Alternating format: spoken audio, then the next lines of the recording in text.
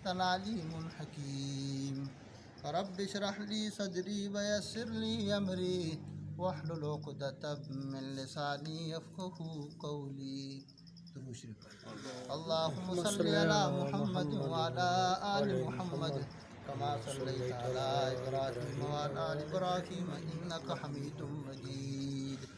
اللهم بارك على محمد وعلى آل محمد كما باركت على إبراهيم وعلى آل إبراهيم إنك حميد مجيد. الحمدللہ سورۃ شعراء کی آخری آیات کریمہ آپ حضرات کے سامنے تلاوت کی ہیں. گزشتہ درس کے اندر موضوع چل رہا تھا نبی پاک صلی اللہ علیہ وسلم کی رسالت کا اور قرآن کی صداقت کا. مشرکین جہاں نبی پاک صلی اللہ علیہ وسلم کو اور جسمانی روحانی اذیت دیتے تھے وہاں آپ صلی اللہ علیہ وسلم کو شاعر اور ساحر کہتے تھے اور قرآن مجید کو شاعروں کا کلام اور جادوگروں کا کلام کہتے تھے. اللہ جل جلالہ کی ذات علی نے محمد الرسول اللہ صلی اللہ علیہ وسلم کی رسالت کو بیان کیا اور قرآن مجید کی صداقت کو اللہ جل جلالہ کی ذات علی نے بیان کیا کہ محمد صلی اللہ علیہ وسلم شاعر نہیں، ساحر نہیں، اللہ جل جلالہ کی ذات علی کے رسول ہیں. اور قرآن شاعروں کا اور جادوگروں کا کلام نہیں، یہ اللہ جل جلالہ کی ذات علی کا کلام ہے. اور یہ جبرائیل امین کے ذریعے سے اللہ جل جلالہ کی ذات نے محمد الرسول اللہ صلی اللہ علیہ وسلم کے اوپر نازل کیا ہے. تو اللہ جل جلالہ کی ذات نے ان کی اسی بات کی تردید کرتے ہوئے فرمایا وما تنزلت بالشیاطین، اس کو شیطان نے نازل نہیں کیا، اللہ نے نازل کیا ہے اور لے کر جبرائیل امین آئے. شیطان نے نازل نہیں کیا کیا مطلب؟ آپ صلی اللہ علیہ وسلم کی نبوت سے پہلے شیطانوں کی ترتیب یہ تھی، جنات کی ترتیب یہ تھی کہ وہ آسمانوں میں چلے جاتے. اللہ جل جلالہ کی ذات علی جب کوئی حکم فرشتوں کو دیتے تو فرشتے والے نیچے فرشتے والوں کو دیتے، نیچے والے فرشتے نیچے فرشتے والوں کو دیتے کہ زمین میں یہ ہونے والا ہے، ایسے ہونے والا ہے، اس طرح ہونے والا ہے. تو یہ جنات بھی وہاں کان لگاتے تھے، اکا دکا بات ان کی بھی کانوں میں پڑ جاتی اور وہ آ کر کائن اور مجنونوں کو بتا دیتے. تو وہ نجومی آدمی، کائن آدمی ایک سچ کے ساتھ 100 جھوٹ ملاتے تھے اور لوگوں کو گمراہ کرتے. تو جب اللہ جل جلالہ کی ذات نے امام الانبیاء محمد الرسول اللہ صلی اللہ علیہ وسلم کو نبوت عطا کی تو اللہ جل جلالہ کی ذات نے آسمان پہ پیرے لگا دیے. کوئی جن بھی آسمان کی طرف جاتا ہے کوئی بات سننے کے لیے، کوئی بات لینے کے لیے، تو شہاب ثاقب ستارے ان کے پیچھے بھاگتے ہیں اور فرشتے ان کے پیچھے بھاگتے ہیں ستاروں کی صورت کے اندر اور ان کو مار مار کر بھگاتے ہیں. کوئی مر جاتے ہیں، کوئی زخمی ہو جاتے ہیں اور کچھ اکا دکا بچ جاتے ہیں. یوں اللہ جل جلالہ کی ذات نے مکمل طور پر آسمان پہ پیرے لگا دی. وما تنزلت بالشیاطین، اللہ جل جلالہ کی ذات فرماتے ہیں اب ان کو نازل کرنے والے، لے کے آنے والے کوئی شیطان نہیں ہے، یہ اللہ کا کلام ہے، جبرائیل امین کے ذریعے سے آ رہا ہے. وما ينبغي لهم وما يستطيعون، اور شیطانوں کے لائق بھی نہیں کہ اس کلام کے ساتھ اس کو تعلق قائم کریں یا اس کلام کو چرائیں یا اس کلام کو بیان کریں. وما يستطيعون، اور ان میں اتنی طاقت بھی نہیں ہے کہ اللہ جل جلالہ کی ذات کے کلام میں ہیرا پھیری کریں یا لے لیں یا وہ ایسا کلام پڑھیں. ان کے اندر کسی قسم کی کوئی طاقت نہیں ہے. انہم عن السمع لمعزولون، ایک وقت تھا کہ وہ آسمان کی اکا دکا بات لے کر نجومیوں تک پہنچا دیتے تھے. اللہ فرماتے ہیں انہم عن السمع لمعزولون، اب ان کو سنانے سے الگ کر دیا گیا. شہاب ثاقب ان کے پیچھے لگتے ہیں، آگ کے انگارے ان کو مارے جاتے ہیں، فرشتے ان کے پیچھے بھاگتے ہیں، ان کو مارتے ہیں اور ان کو زخمی کرتے ہیں، ان کو مار ہی دیتے ہیں اور ان کو واپس بھگا دیتے ہیں. اب ان کا آسمانوں تک پہنچنا، کسی بات کو لینا اور پھر اس کو کائن اور نجومیوں تک پہنچانا، فرمایا یہ سب بند ہو چکا ہے. قرآن جس طرح اللہ جل جلالہ کی ذات کے کلام ہے، جس طرح یہ لوح محفوظ میں ہے، جس طرح جبرائیل امین لے کر آئے، جس طرح محمد الرسول اللہ صلی اللہ علیہ وسلم پر اترا ہے، ایسے یہ قیامت تک چلے گا. انا نحن نزلنا الذکر و انا لہ لحافظون، اللہ نے صرف نازل کرنے تک حفاظت کی ذمہ داری نہیں لی بلکہ قیامت تک اللہ جل جلالہ کی ذات نے اس قرآن مجید کی حفاظت کی ذمہ داری اپنے ذمہ لے لی. اس لیے میرے محترم دوستوں اور بزرگوں، دنیا کے خزانے جو ہیں ان کو چوری کیا جا سکتا ہے بہت ساری وجوہات پر. नंबर एक, ख़जाने का जो मुहाफ़िज़ हो तो वो सो जाए तो ख़जाना चोरी हो जाता है। आपने कोई चौकीदार खड़ा किया है किसी ख़जाने के आगे, किसी बैंक के आगे, किसी अपनी कीमती अशिया के आगे, तो अब वो सो गया है तो चोर चोरी करके चला जाएगा। लेकिन मेरे मोहतरम दोस्तों बुजुर्गों, कुरान अल्लाह का ख़जाना है, तो इसकी हिफाजत अल्लाह ने किसी और के ज़िम्मा नहीं लगाई कि कोई चोरी कर ले। अल्लाह ने इसकी हिफाजत की ज़िम्मेदारी अपने ज़िम्मा ली है। और अल्लाह जल्ल जलालहू की ज़ाती फरमाते हैं, अल्लाहु ला इलाहा इल्ला हु अल हय्युल क़य्यूम ला ताख़ुज़ुहु सिनतुन वला नौम। उसको नींद तो दूर की बात, ऊँग तक नहीं आती कि इस ख़जाने को कोई चोरी न कर, उसको ऊँग तक नहीं आती।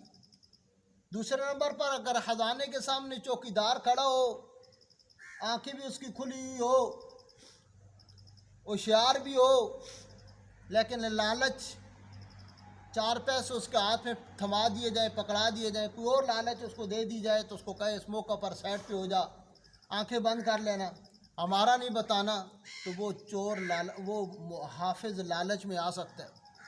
लेकिन अल्लाह जल्ल जलालहू की ज़ाती फरमाते हैं, या अय्युहन्नास अंतुमुल फुक़राउ इलल्लाह, ऐ लोगो तुम सारे अल्लाह के दर के फ़कीर हो।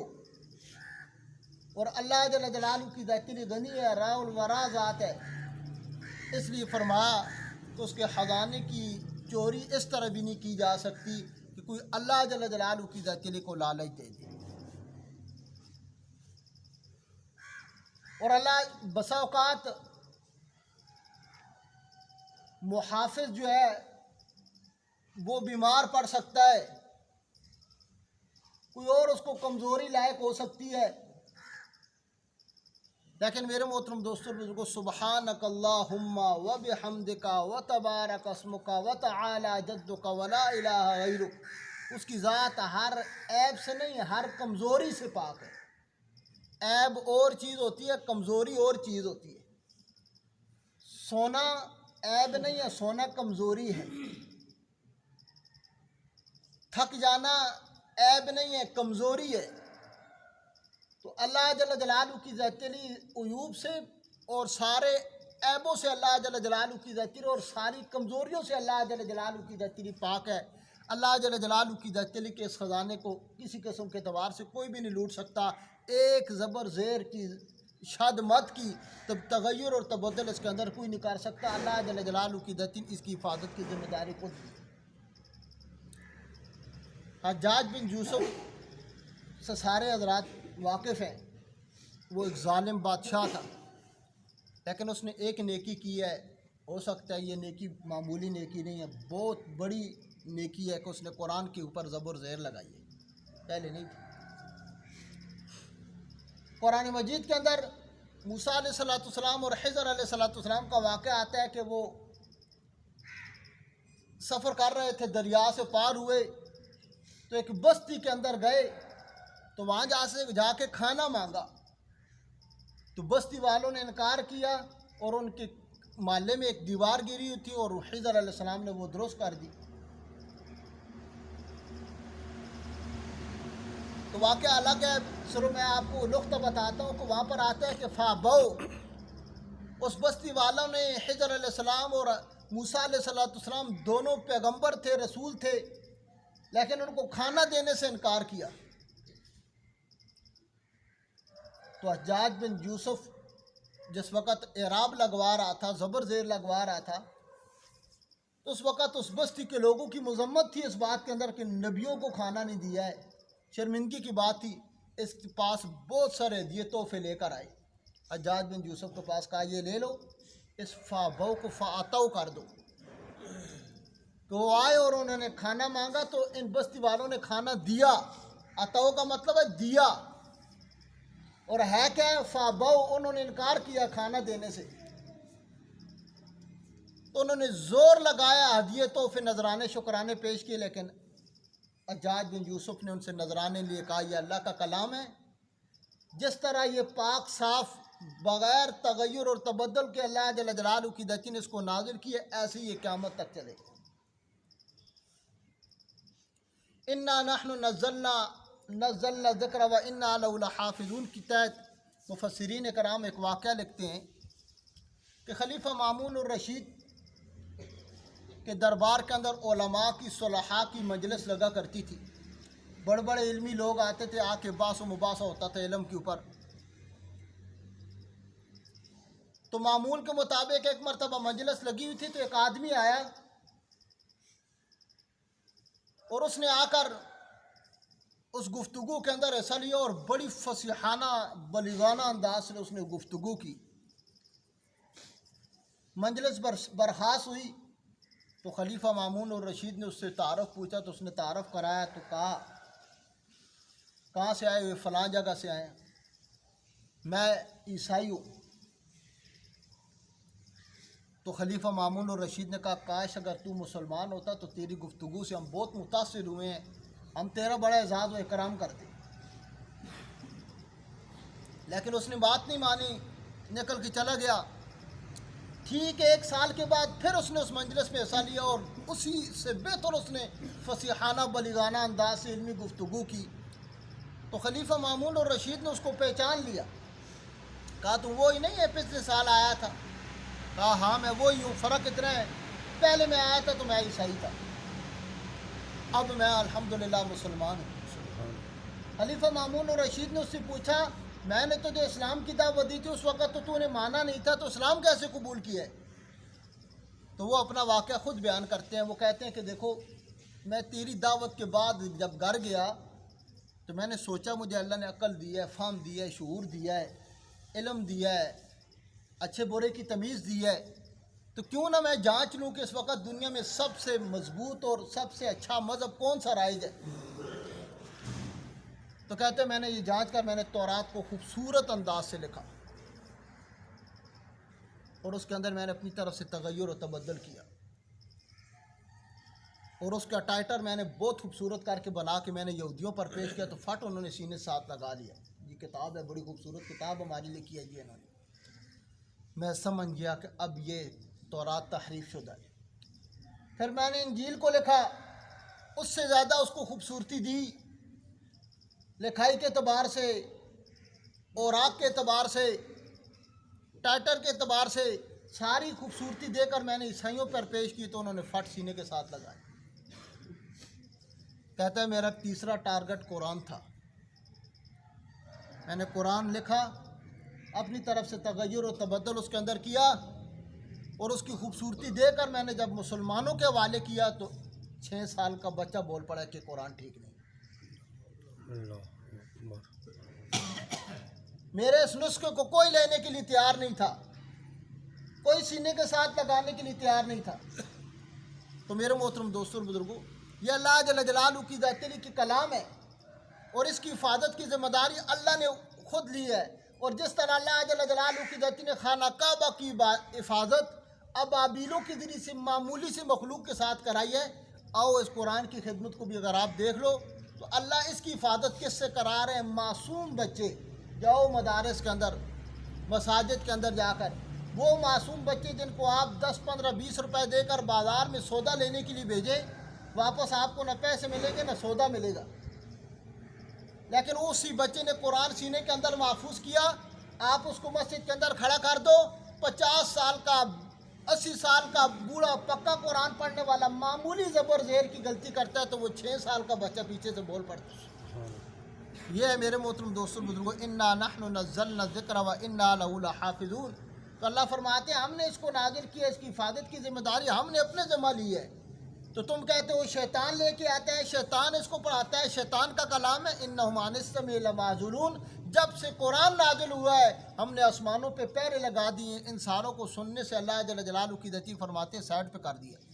फ़ला तदउ मअल्लाहि इलाहन आखर, मत पुकारो अल्लाह के अलावा किसी और को और इलाह को। इलाहुकुम इलाहुन वाहिद, तुम्हारा इलाह एक ही इलाह है। ला इलाहा इल्ला हुवर रहमानुर रहीम, वही तुम्हारा रहमान है, वही तुम्हारा रहीम है, वही तुम्हारा इलाह है। अल्लाह को इलाह मानने के बजाय किसी और को इलाह मानोगे, किसी और के सामने झोंकोगे, किसी और के नाम की नज़रों न्याज़ें और मन्नत मनौतियाँ दोगे तो फ़तकून मिनल मुअज़्ज़बीन, फिर अपने आप को अज़ाब कियों में से शुमार कर लो। ہو جاؤ گے تم عذاب دیے لوگوں میں سے. جو لوگ عذاب کے مستحق ہیں پھر تمہیں ان کے حوالے کر دیے جائیں گے. اور ساتھ ہی اللہ جل جلالہ کی ذاتی نے اپنے محبوب صلی اللہ علیہ وسلم کو فرمایا، میرے محبوب صلی اللہ علیہ وسلم وَأَنذِرْ عَشِيرَتَكَ الْأَقْرَبِينَ، ڈرایا آپ اس کے ذریعے سے قریبی رشتہ داروں کو. وَاخْفِضْ جَنَاحَكَ، اور پست کر دیں اپنے کندھے کو، لِمَنِ اتَّبَعَكَ مِنَ الْمُؤْمِنِينَ، ان لوگوں کے لیے من المؤمنین جو آپ کے اوپر ایمان لانے والے مومنین ہیں، ان کے لیے آپ اپنے کندھوں کو پست کر لیں، یعنی آپ ان کے لیے نرم گو ہو جائیں، خوش اخلاق ان کے لیے ہو جائیں. یہ آیت کریمہ نبوت کے 5ویں سال اتری ہے. اس آیت کے نازل ہونے کے بعد آپ صلی اللہ علیہ وسلم صفا کی پہاڑی پہ چڑھے، کپڑا لہرایا. اور اس زمانے میں صفا کی پہاڑی پہ جب کپڑا لہرایا جاتا تو پتہ چلتا تھا کہ کوئی عام بات اور خاص بات پیش آئی. اس وقت سراقہ بن مالک بنو کنانہ کا سردار تھا اور مکی لوگوں کے ساتھ سخت اس کو نفرت و دشمنی تھی، اور وہ ہر وقت دھمکیاں دیتا رہتا تھا کہ میں تمہارے اوپر کسی وقت حملہ کر سکتا ہوں. تو مشرکین سمجھے کہ شاید کوئی حملے کا پیغام ہے. محمد نے کپڑا لہرایا تو سب بچے عورتیں مرد جتنے بھی تھے ادھر اکٹھے ہو گئے. آپ صلی اللہ علیہ وسلم نے ان کو کہا کہ لقد لبثت فیکم عمرا من قبلی، ایک زمانہ تمہارے اندر گزارا ہے. 40 سال پہ تو نبوت ملی اور 5 سال اوپر بھی گزر گئے. بتاؤ حل وجدتمونی صادقا او کاذبا، اتنے عرصے میں تم نے مجھے کیسے پایا، صادق پایا یا جھوٹا پایا؟ تو سب نے کہا ما جربنا علیکا کذبا، ہم نے آپ کو کبھی جھوٹ بولتے ہوئے نہیں دیکھا. اور دوسری روایت کے اندر آتا ہے ما جربنا علیکا الا صادقا، ہم نے آپ کی زبان سے سچ کے علاوہ کبھی نہیں سنا. سبحان اللہ. آپ صلی اللہ علیہ وسلم، یہ سامنے جبل کبیس ہے، اگر میں کہوں کہ اسی کے پیچھے سے دشمن حملہ کر رہا ہے، گو وہ سراقہ بن مالک ہی کیوں نہ ہو، تو مان لو گے؟ تو سب نے کہا جی ہم مانیں گے، کیونکہ آپ کی زبان سے کبھی جھوٹ ہی نہیں سنا تھا، اس لیے ہم آپ کی بات ماننے کے لیے تیار ہیں. تو اللہ کے محبوب صلی اللہ علیہ وسلم کو کہا اگر میری یہ بات ماننے کے لیے تیار ہو، میرے انداز پہ، میرے کردار پہ، 45 سال کی عمر پہ اگر آپ نے میرے اوپر کسی قسم کا کوئی داغ دبا نہیں دیکھا، میری زبان سے جھوٹ نہیں چھوڑا، میری کو بددیانتی نہیں دیکھی، بدخیانتی نہیں دیکھی، تو پھر سن لو قولوا لا الہ الا اللہ تفلحوا، کہ لا الہ الا اللہ پڑھ لو کامیاب ہو جاؤ. اس وقت آپ صلی اللہ علیہ وسلم کا قریبی رشتہ دار چچا ابو لہب کھڑا ہوا. اس نے کہا تبا لک یا محمد الہذا جماعتنا نعوذ باللہ من ذلک، کہنے لگا وہ محمد تو نے ہمیں اس لیے جمع کیا، یہ پیغام دینے کے لیے جمع کیا ہے، اس کام کے لیے تو نے ہمارا وقت ضائع کیا ہے، تیرے ہاتھ ٹوٹ جائیں. اللہ جل جلالہ کی ذات نے نبی پاک صلی اللہ علیہ وسلم کی طرف سے جواب دیا تبت یدا ابی لہب و تب، ابو لہب ہاتھ تیرے ٹوٹیں، الاک تباہ و برباد تو ہو. محمد صلی اللہ علیہ وسلم کے ہاتھ سلامت ہیں اور سلامت رہیں گے، اللہ تجھے تباہ کرے گا، تجھے برباد کرے گا. تو اللہ کے محبوب صلی اللہ علیہ وسلم نے اس آیت کے نازل ہونے کے بعد پھر سب سے پہلے سب اپنے کنبے قبیلے والوں کو اکٹھا کر کے اللہ جل جلالہ کی ذاتوں کے سامنے توحید کو عام کیا، اور ساتھ ہی فرمایا وَاخْفِضْ جَنَاحَكَ لِمَنِ اتَّبَعَكَ مِنَ الْمُؤْمِنِينَ، اے میرے محبوب صلی اللہ علیہ وسلم اپنے کندھوں کو پست رکھو ان لوگوں کے لیے جو آپ کے اوپر ایمان لانے والے ہیں. اس آیت میں بھی تفسیر ہے، وقت لگ جائے گا، بچوں نے سکول جانا ہے، اللہ نے توفیق دی تو اگلے درس میں بیان کریں. لا الہ الا اللہ الحلیم الکریم، سبحان اللہ رب العرش العظیم، الحمد للہ رب العالمین، اسألک موجبات رحمتک وعزائم مغفرتک والغنیمت من کل بر والسلامت من کل اسم، لا تدع لنا ذنبا الا غفرتا ولا ہما الا فرجتا ولا حاجتا ہی لک رضا الا قضیتها یا ارحم الراحمین. یا اللہ 19ویں پارے کی، یا اللہ سورہ شعراء کے آخری رکوع کی، یا اللہ آیات کریمہ تلاوت کیے، پڑھی سنی ہے. یا اللہ اس سورت سمیت جتنے بھی قرآن پڑھ چکے ہیں، سن چکے ہیں، یا اللہ جو اللہ عمل کرنے والی بات ہے ہم سب کو عمل کرنے کی توفیق نصیب. جن نوائی سے یا اللہ آپ نے بچنے کا حکم دیا، اللہ بچنے کی توفیق نصیب. یا اللہ قرآن سے ہمارے سینوں کو منور فرما، آمین۔ ہماری غمیوں اور خوشیوں کا زیور بنا، 24 گھنٹے کی زندگی کے اندر اپنے احکامات محمد الرسول اللہ صلی اللہ علیہ وسلم کے نورانی طریقے یا اللہ ہماری زندگیوں میں یا اللہ نافذ فرما۔ آمین۔ جس مقصد کے لیے جس کام کے لیے آپ نے دنیا میں بھیجا ہے اس کام کو سامنے رکھ کے زندگی گزارنے کی توفیق نصیب فرما۔ آمین۔ موت، قبر، حشر، پل صراط، محشر کے میدان یا اللہ اپنے سامنے کھڑے ہونے سے پہلے یا اللہ یہ تیاری نصیب فرما۔ آمین۔ جتنی غلطیاں، کمیاں، کوتاہیاں قولاً فعلاً عقلاً نقلاً کی ہیں یا اللہ اپنی کلام کے صدقے ہم سب کی بخشش فرما۔ یا اللہ ہمارے درجات کو بلند فرما، ہمارے فوت شدہ حضرات کی بخشش فرما، زندوں کی بخشش فرما، مردوں کی بخشش فرما، چھوٹوں کی بخشش فرما، آمین۔ بڑوں کی بخشش فرما، آمین۔ مردوں کی بخشش فرما یا اللہ عورتوں کی بخشش فرما، حاضرین کی بخشش فرما، آمین۔ غائبین کی یا اللہ بخشش فرما۔ زندگی دے تو یا اللہ ایمان والی، موت دے تو خاتمہ بھی ایمان والی۔ آمین۔ اللہم اجعل آخر کلامنا لا الہ الا اللہ۔